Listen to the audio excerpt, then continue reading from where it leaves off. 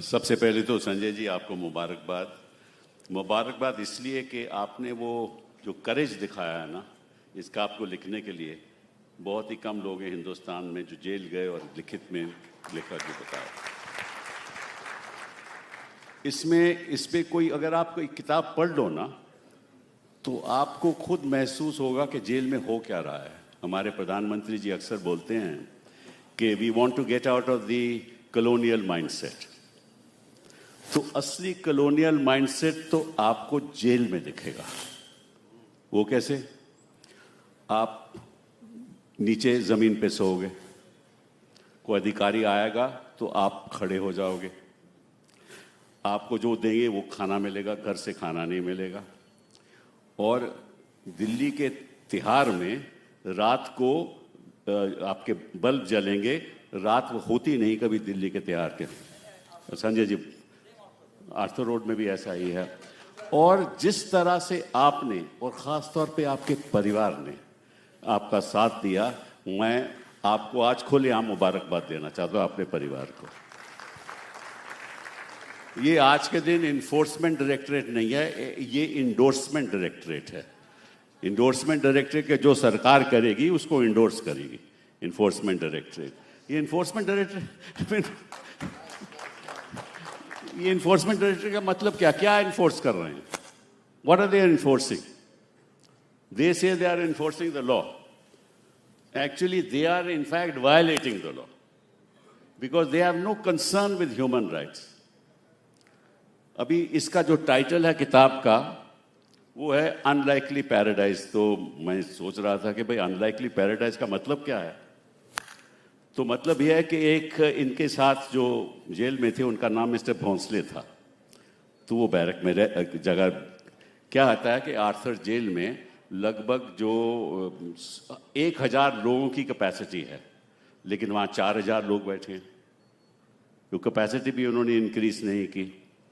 और साथ साथ में ये जो पेन है ना, that is an instrument of weapon. वो पेन आप ले जा नहीं सकते और इसका इस्तेमाल नहीं कर सकते। तो जब इनके पास पेन आया लिखने के लिए, ये किताब लिखना चाहते थे, कुछ रोज़ के रोज़ लिखना चाहते थे, तो उन्होंने पेन नहीं दिया इनको। फिर बड़ी मुश्किल से इनको पेन मिला। फिर कैसे लिखें? कोई मेज़ नहीं है तो लिखें कैसे? तो फिर इन्होंने एक वो कार्डबोर्ड का वो मंगवाया, उसके ऊपर एक और कार्डबोर्ड रखा, तो रात को फिर ये लिखते थे रोज़। ये तो हालात है जेल में। आप किसी से डायरेक्ट बात नहीं कर सकते। आपका रिश्तेदार आपको मिलने आए तो 1 to 1 आप देख नहीं सकते। ये किस किस्म की राजनीति है और किस किस्म की कॉलोनियल माइंडसेट है जो आप बात करते हो, रोज भाषण देते हो? कॉलोनियल माइंडसेट को हमें खत्म करना है। रियलिटी तो ये है कि हमें इस सरकार को खत्म करना है। बहुत हो गया। जिस तरह से आपने एक 123 page, if I remember correctly, आपने बड़ी इंटरेस्टिंग बात यहाँ लिखी है। सॉरी, मुझे I think I remember 123। Yes, I am right. 123 इन्होंने लिखा है कि कितने लोग, कांग्रेस के 24 लोग ईडी में फंसे, टीएमसी के 19, एनसीपी के 11, शिवसेना के 8। सारा इस पे ब्यौरा दिया हुआ है।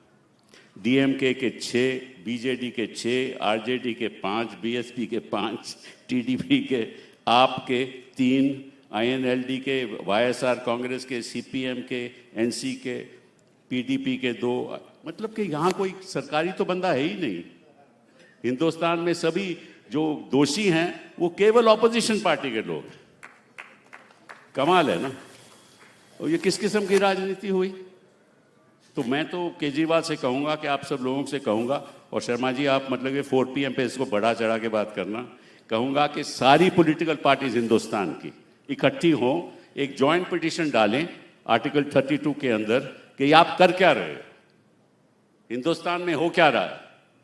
जब तक सारी ऑपोजिशन विपक्षी दल एकजुट होकर नहीं बोलेंगे तो इसका सुधार कभी हो नहीं सकता। क्योंकि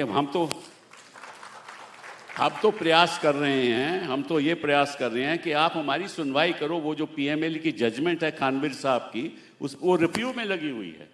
वो 2 साल हो गए, कोई रिव्यू सुनना नहीं चाहता। बाकी और केस सुने जाते हैं, लेकिन रिव्यू सुनना नहीं चाहता। और आपको मालूम, एक और बात आपको बताना चाहता हूँ, ये फिर मैं केजरीवाल जी को दूंगा। ये करते क्या हैं? सपोजिंग इन्होंने तमिलनाडु जाना है, तो ये क्या करेंगे कि एक केस तमिलनाडु में नहीं फाइल करेंगे, तेलंगाना में फाइल कर देंगे FIR, और उसका एक स्टेटमेंट देंगे कि ये कुछ इसका जो दोषी है वो तमिलनाडु में भी है। ऐसा करेंगे क्योंकि इनको डायरेक्टली तो तमिलनाडु जा नहीं सकते।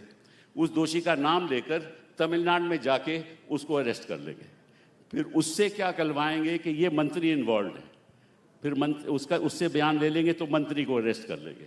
फिर मंत्री और उससे बोलेंगे कि अगर तू बोल देगा मंत्री इन्वॉल्व है तो हम आपको छोड़ देंगे, आपको बेल दिलवा देंगे।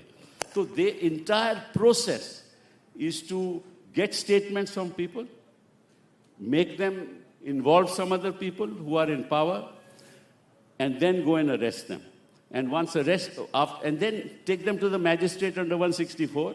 Magistrate के सामने statement दे दी, फिर कोर्ट को कहेंगे देखिए तो मैजिस्ट्रेट के सामने स्टेटमेंट दे रखी है, तो इसको आप मंत्री को बेल कैसे दोगे? यही इनके साथ हुआ, यही इनके साथ हुआ, यही इनके साथ हुआ। तो ये हो क्या रहा है इस देश में? हमें तो ऐसा लगता है कि इसको कानून की तो इस देश में कोई व्यवस्था है ही नहीं।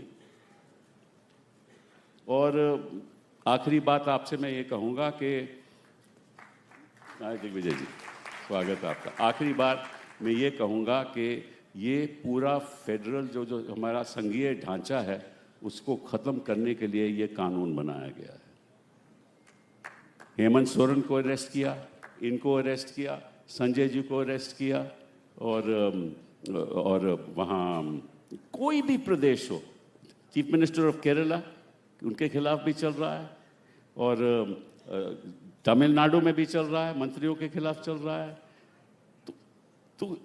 तो इसका सुझाव क्या है? अब मैं तो क्योंकि मैं अपनी कहानी तो लिख नहीं सकता, अभी तो मैं जेल नहीं गया, लेकिन जब जाऊंगा तो अपनी कहानी भी लिखूंगा। फिलहाल केजरी